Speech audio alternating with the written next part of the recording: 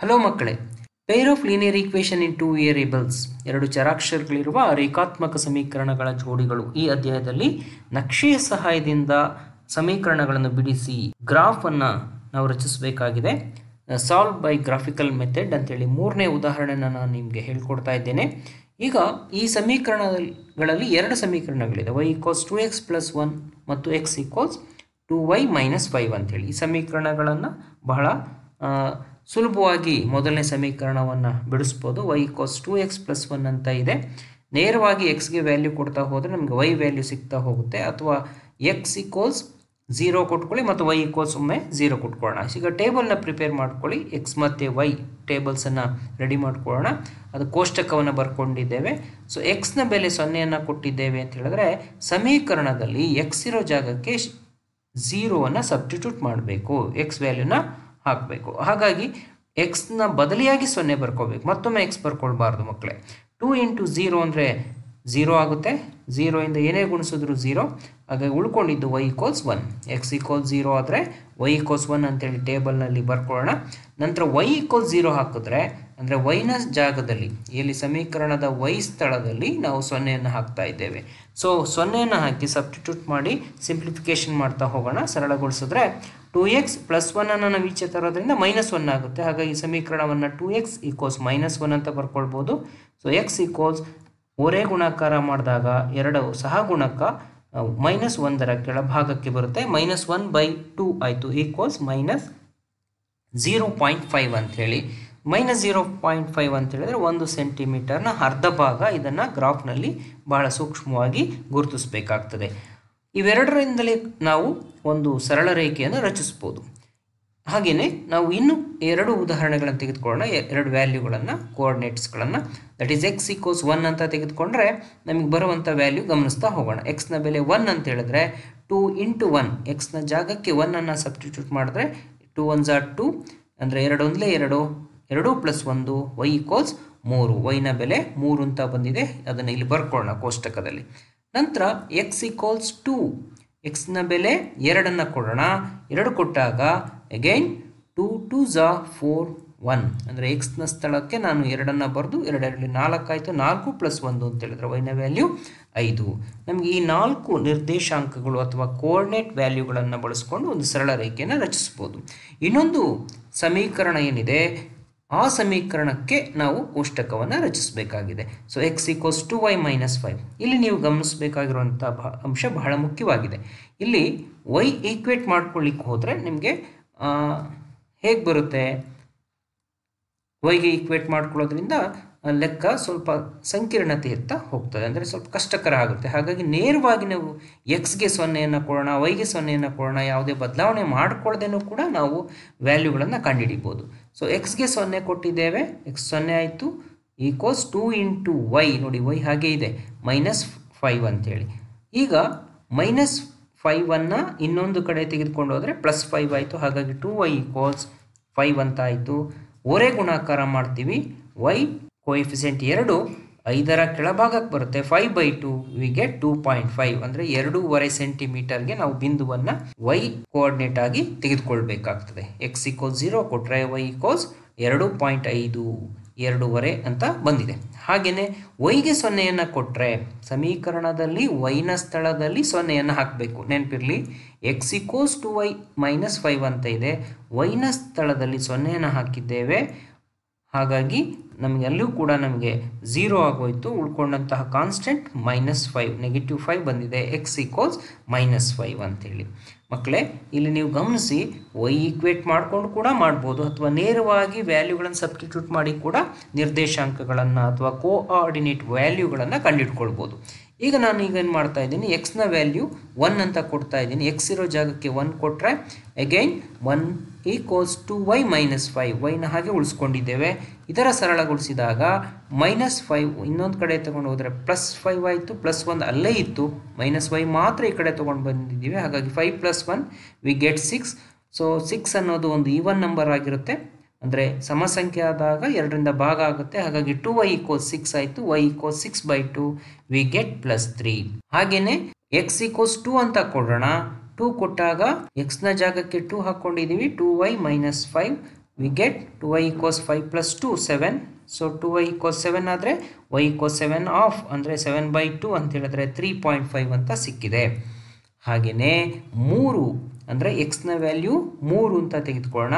ಎಕ್ಸ್ಗೆ 3 ಹಾಕಿದಾಗ the value of x equals 3 by substituting in the place of x value. So 3 equals 2y minus 5 ಆಯಿತು. So ಇಲ್ಲಿ ನಮಗೆ ಸುಲಭವಾಗಿ 5 plus 3 minus 5 ನಾವು LHS ತೆಗೆದುಕೊಂಡು ಬಂದಿದ್ದೀವಿ. 3 ಹಾಗೆ ಇತ್ತು, ಹಾಗಾಗಿ ಪ್ಲಸ್ 3 ಹಾಗೆ ಬರ್ಕೊಂಡು ಇದು ಪ್ಲಸ್ 5 ಆಯಿತು. Therefore 2y equals 3 plus 5 equals 8. 8 is N even number. So ಒಂದು ಸಮಸಂಖ್ಯೆ, ಹಾಗಾಗಿ ನಮಗೆ ಸುಲಭವಾಗಿ 8 2ರಿಂದ ಭಾಗ ಆಗುತ್ತೆ. By cross multiplication of 2 we get 4 ಅಂಥೇಳಿ. ಅಂದರೆ 2ನ ನಾವು ಡಿನಾಮಿನೇಟರ್ ತೆಗೆದುಕೊಂಡು ಹೋದರೆ 8/2 ಅಂತ ಹೇಳಿದ್ರೆ ಏನು ಬಂತು ನಮಗೆ 4 ಅಂಥೇಳಿ. ಸೊ ಈ ರೀತಿ ನಾವು ಎರಡನೇ ಸಮೀಕರಣದ ಕೋಷ್ಟಕವನ್ನು ರಚನೆ ಮಾಡ್ಕೊಂಡಿದ್ದೇವೆ. ಈ ಎರಡೂ ಸಮೀಕರಣಗಳನ್ನು ನೀವು ಗಮನಿಸಿದಾಗ ಇಲ್ಲಿ ನಮಗೆ ವ್ಯಾಲ್ಯೂ 1 ಮತ್ತು 3, x ಈಕ್ವಲ್ಸ್ 1 y ಈಕ್ವಲ್ಸ್ 3 ಅನ್ನೋದು ಕಾಮನ್ ಆಗಿದೆ. ಇದು ಈ ಸಮೀಕರಣಗಳ ಸೊಲ್ಯೂಷನ್ ಅಥವಾ ಉತ್ತರ ಆಗಿರುತ್ತೆ. ಇದನ್ನು ನಾವು ನಕ್ಷೆಯನ್ನು ರಚಿಸಿದ ನಂತರ ಈ ಬಿಂದುಗಳಲ್ಲಿ ಅವೆರಡೂ ಕೂಡ ಛೇದಿಸುತ್ತೆ ಅಥವಾ ಇಂಟರ್ಸೆಕ್ಟ್ ಆಗೋದ್ರಿಂದ ಅದನ್ನು ನಾವು ಸೊಲ್ಯೂಷನ್ ಅಥವಾ ಉತ್ತರ ಅಂತ ಹೇಳಿ ಬರೀಬಹುದು. ಇದನ್ನು ಹೇಗೆ ಗ್ರಾಫ್ನಲ್ಲಿ ರೆಪ್ರೆಸೆಂಟ್ ಮಾಡೋದು ಅನ್ನೋದನ್ನು ಈ ಗ್ರಾಫ್ನ ರಚನೆ ಮೂಲಕ ತಿಳ್ಕೊಳ್ತಾ ಹೋಗೋಣ ಮಕ್ಕಳೇ. ವಿದ್ಯಾರ್ಥಿಗಳೇ, ಈಗಾಗಲೇ ನಾವು ಗ್ರಾಫನ್ನು ಕನ್ಸ್ಟ್ರಕ್ಟ್ ಮಾಡಲಿಕ್ಕೆ ಬೇಕಾದಂತಹ ಟೇಬಲನ್ನು ನಾವು ರಚನೆ ಮಾಡ್ಕೊಂಡಿದ್ದೇವೆ. ಈ ಕೋಆರ್ಡಿನೇಟ್ ವ್ಯಾಲ್ಯೂಗಳನ್ನು ಬಳಸಿಕೊಂಡು ಹೇಗೆ ನಾವು ಗ್ರಾಫನ್ನು ರಚನೆ ಮಾಡೋದು ಅನ್ನೋದನ್ನು ಈಗ ನೋಡ್ತಾ ಹೋಗೋಣ. ಈ ಕೊಟ್ಟಂತಹ ಕೋಷ್ಟಕದಲ್ಲಿ ಮೊದಲನೇ ವ್ಯಾಲ್ಯೂ ಮೊದಲನೇ ಸಮೀಕರಣಕ್ಕೆ ಸಂಬಂಧಿಸಿದಂತೆ y ಈಕ್ವಲ್ಸ್ 2x ಪ್ಲಸ್ 1ಗೆ 0 1 ಅಂತ ಇದೆ. ಮಕ್ಕಳೇ ನೆನ್ಪಿಟ್ಕೊಳ್ಳಿ, x ವ್ಯಾಲ್ಯೂ 0 ಇದ್ದು y ವ್ಯಾಲ್ಯೂ y ಅಕ್ಷದ ಮೇಲಿನ ನಿರ್ದೇಶಾಂಕ ಬಿಂದು ಆಗಿರುತ್ತೆ. ಅದೇ ರೀತಿ ಇಲ್ಲಿ ಎಕ್ಸ್ಗೆ ಮೌಲ್ಯ ಇದೆ, ವ್ಯಾಲ್ಯೂ ಇದೆ, ವೈಗೆ 0 ಇದೆ. ಇದು ಎಕ್ಸ್ ಅಕ್ಷದ ಮೇಲಿನ ಅಥವಾ ಎಕ್ಸ್ ಆಕ್ಸಿಸ್ ಮೇಲಿನ ಕೋಆರ್ಡಿನೇಟ್ ವ್ಯಾಲ್ಯೂ ಆಗಿರುತ್ತೆ. ಇಲ್ಲೂ ಅಷ್ಟೇ 0 2.5 ಅಂದರೆ ವೈಗೆ ವ್ಯಾಲ್ಯೂ ಇದೆ, ಹಾಗಾಗಿ ಇದು ವೈ ಆಕ್ಸಿಸ್ ಮೇಲೆ ಗುರುತಿಸಬಹುದಾದಂತಹ ಬಿಂದು 2.5 ಅಂಥೇಳಿ. ಇಲ್ಲಿ ಎಕ್ಸ್ಗೆ ಒಂದು ವ್ಯಾಲ್ಯೂ ಇದೆ -5 ಅಂಥೇಳಿ, ವೈಗೆ 0 ಇದೆ. ಇಂಥ ಸಂದರ್ಭಗಳಲ್ಲಿ ಅವುಗಳ ವ್ಯಾಲ್ಯೂ ಎಲ್ಲಿರುತ್ತೋ ಆ ಆಕ್ಸಿಸ್ ಮೇಲೇ ಆ ಬಿಂದು ಬರಬೇಕು. ಅಂದರೆ ಈಗ ಎಕ್ಸ್ ಆಕ್ಸಿಸ್ನ -5 ಬಿಂದುವಿನಲ್ಲಿ ನಾವು ಗುರುತಿಸಬೇಕಾಗ್ತದೆ. ಮೊದಲನೇದಾಗಿ 0, 1 ಅಂತ ಇದೆ. ಅಂದರೆ ಎಕ್ಸ್ ಆರಿಜಿನಲ್ಲಿ ಇರುತ್ತೆ, ವೈನ ವ್ಯಾಲ್ಯೂ +1 ಅಂದರೆ ಮೇಲ್ಭಾಗಕ್ಕೆ ಹೋಗಬೇಕು. ನಂತರ -0.5 ಅಂತೇಳಿ +1 ಮತ್ತು 0 ನಡುವಿನ ಬಿಂದು -0.5 ಎಕ್ಸ್ನ ಬೆಲೆ. ವೈನ ಬೆಲೆ 0 ಇರೋದ್ರಿಂದ ಮೇಲೆ ಮತ್ತೆ ಕೆಳಗೆ ಹೋಗಲ್ಲ. ಈ ಎರಡು ಬಿಂದುಗಳನ್ನು ಬಳಸಿ ಸರಳ ರೇಖೆಯನ್ನು ರಚಿಸ್ಬೋದು. ಆದರೆ ನಾವು ಉಳಿದಂತಹ ಬಿಂದುಗಳನ್ನು ಗುರುತಿಸ್ಕೊಂಡ್ರೆ ನಮಗೆ ಒಂದು ಸರಳ ರೇಖೆ ತುಂಬ ಚೆನ್ನಾಗಿ ಮೂಡಿಬರುತ್ತೆ. ಸೊ ಹಾಗಾಗಿ ಉಳಿದ ಕೋಆರ್ಡಿನೇಟ್ ವ್ಯಾಲ್ಯೂ 1, 3 ಅಂದರೆ +1 +3 ಎಕ್ಸ್ ಅಕ್ಷ +1 1 ಸೆಂಟಿಮೀಟರ್ ಮುಂದೆ ಬರಬೇಕು, ಅಥವಾ ಬಲಭಾಗಕ್ಕೆ ವೈ ಅಕ್ಷದಲ್ಲಿ +3 ಅಂದರೆ ಮೇಲ್ಭಾಗಕ್ಕೆ +3 ತೆಗೆದುಕೊಂಡೋಗಿ ಗುರುತಿಸಬೇಕಾಗ್ತದೆ. ಅದೇ ರೀತಿ 2, 5 ಅಂತ ಹೇಳಿದರೆ +2 +5 ಬಲಭಾಗಕ್ಕೆ 2 ಸೆಂಟಿಮೀಟ್ರು, ಮೇಲ್ಭಾಗಕ್ಕೆ 5 ಸೆಂಟಿಮೀಟ್ರು.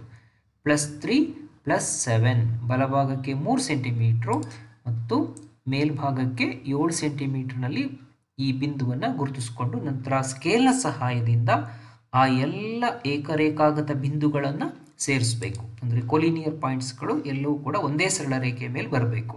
ಒಂದೇ ಸರಳ ರೇಖೆಯ ಮೇಲೆ ಇಲ್ಲ ಅಂತ ಹೇಳಿದರೆ ನಾವು ಗುರುತಿಸ್ಕೊಂಡಿರೋದು ಎಲ್ಲೋ ತಪ್ಪಾಗಿರುವಂಥ ಸಾಧ್ಯತೆ ಇರುತ್ತೆ. 3 ಬಿಂದುಗಳು ಸರಳ ರೇಖೆಯಲ್ಲಿ ಬರುವಂತೆ ನೀವು ರಚನೆ ಮಾಡ್ಕೊಳ್ಳಿ. ಎರಡನೇ ಸಮೀಕರಣಕ್ಕೆ ಸಂಬಂಧಿಸಿದಂತಹ ಸ್ಟ್ರೈಟ್ ಲೈನ್ ಗುರುತಿಸಲಿಕ್ಕೆ ಮೊದಲನೇ ಕೋಆರ್ಡಿನೇಟ್ ವ್ಯಾಲ್ಯೂ x0 y 2.5 ಇದೆ. ಹಾಗಾಗಿ 2.5 ಅಂತ ಹೇಳಿದರೆ 2 ಮತ್ತು 3ರ ನಡುವಿನ ನಿರ್ದೇಶಾಂಕ ಬಿಂದು. ಹಾಗಾಗಿ ಆರಿಜಿನ್ ಇಂದ ಮೇಲ್ಭಾಗಕ್ಕೆ 2.5 ಸೆಂಟಿಮೀಟ್ರು ಒಂದು ಬಿಂದುವನ್ನು ಗುರುತಿಸ್ಕೊಳ್ತೀವಿ. ಎರಡನೇ ಬಿಂದು ಎಕ್ಸ್ನ ವ್ಯಾಲ್ಯೂ -5, ವೈನ ವ್ಯಾಲ್ಯೂ 0. ಸೊ ಎಕ್ಸ್ ವ್ಯಾಲ್ಯೂ -5 ಅಂತ ಹೇಳಿದ್ರೆ ಹಿಂಭಾಗಕ್ಕೆ ಅಂದರೆ ಎಡಭಾಗಕ್ಕೆ ಆರಿಜಿನ್ನಿಂದ ಲೆಫ್ಟ್ ಸೈಡಿಗೆ ನಾವು -5 ಸೆಂಟಿಮೀಟ್ರ್ ಬಿಂದುವನ್ನು ಗುರುತಿಸ್ಕೊಳ್ಬೇಕು. ವೈ ವ್ಯಾಲ್ಯೂ 0 ಇರೋದ್ರಿಂದ ನಾವು ಆರಿಜಿನ್ನಿಂದ ಮೇಲಕ್ಕಾಗಲಿ ಅಥವಾ ಕೆಳಗಾಗಲಿ ಬರಬಾರ್ದು. ಸೊ ನೆಕ್ಸ್ಟ್ ಮೂರನೇ ಬಿಂದು ಈಗಾಗಲೇ ಗೊತ್ತಿದೆ ನಿಮಗೆ, +1 ಅಂದರೆ ಮುಂದಕ್ಕೆ ಅಥವಾ ಬಲಭಾಗಕ್ಕೆ 1 ಸೆಂಟಿಮೀಟ್ರು, 3 ಸೆಂಟಿಮೀಟ್ರ್ ಮೇಲ್ಭಾಗಕ್ಕೆ ವೈ ವ್ಯಾಲ್ಯೂ 3 ಇರೋದ್ರಿಂದ ಎರಡನೇ ಬಿಂದು. ನೆಕ್ಸ್ಟ್ 2, 3.5 ಅಂತ ಹೇಳಿದರೆ +2 ಮೇಲ್ಭಾಗಕ್ಕೆ 3.5 y ಕೋಆರ್ಡಿನೇಟು 3.5 ಇದೆ. ಹಾಗಾಗಿ 3 ಮತ್ತು 4ರ ನಡುವೆ ಒಂದು ಬಿಂದುವನ್ನು ಗುರುತಿಸ್ಕೊಳ್ಬೇಕು. ದಟ್ ಈಸ್ 3.5 ಅಂತೇಳಿ. ನಮಗೆ 5ನೇ ಕೋಆರ್ಡಿನೇಟ್ ವ್ಯಾಲ್ಯೂ 3, 4 ಅಂತ ಇದೆ. +3 ಎಕ್ಸ್ ಆಕ್ಸಿಸ್ನಲ್ಲಿ ಬರ್ತೀವಿ, ಅಂದರೆ ಮುಂಭಾಗಕ್ಕೆ ಬಲಭಾಗಕ್ಕೆ ಬರ್ತೀವಿ. ನಂತರ ಮೇಲ್ಭಾಗಕ್ಕೆ 4 ಸೆಂಟಿಮೀಟರ್ನಲ್ಲಿ ಒಂದು ಬಿಂದುವನ್ನು ಗುರುತಿಸ್ಕೊಳ್ಬೇಕು. ಸೊ 3, 4. ಈಗ ಸರಳ ರೇಖೆಯನ್ನು ನಾವು ರಚಿಸಿ ಸ್ಕೇಲ್ನ ಸಹಾಯದಿಂದ ಈ ಎಲ್ಲ ಬಿಂದುಗಳನ್ನು ನಾವು ಸರಳ ರೇಖೆಯನ್ನು ರಚಿಸ್ಕೊಳ್ಬೇಕು. ಈ ಸರಳ ರೇಖೆ ಯಾವ ಬಿಂದುವಿನಲ್ಲಿ ಇಂಟರ್ಸೆಕ್ಟ್ ಆಗಿದೆ ಅಂದರೆ ನಿಮ್ಗಾಗಲೇ ಗೊತ್ತಿರುವ ಹಾಗೆ 1, 3 ಮತ್ತು 1, 3 ಅನ್ನೋದು ಕಾಮನ್ ಕೋಆರ್ಡಿನೇಟ್ ವ್ಯಾಲ್ಯೂ ಆಗಿತ್ತು ಎರಡರಲ್ಲೂ. ಆ ಬಿಂದುವಿನಲ್ಲಿ ಆ ಎರಡು ಸರಳ ರೇಖೆಗಳು ಛೇದಿಸಲ್ಪಟ್ಟಿವೆ. The two straight lines are intersected at the point 1, 3 +1, +3. x ಕೋಆರ್ಡಿನೇಟು +1 ಇದೆ, y ಕೋಆರ್ಡಿನೇಟು +3 ಇದೆ. ಈ ಬಿಂದುವನ್ನು ನಾವು P ಅಂತ ಗುರುತಿಸ್ಕೊಳ್ಳೋಣ. P ಅಂತ ಹೇಳಿ ಹೆಸರು ಕೊಡೋಣ. ನಮಗೆ ಬೇಕಾದಂತಹ ಅನನ್ಯ ಪರಿಹಾರ x = 1 and y = 3. 1, 3. This is the solution of these two linear equations.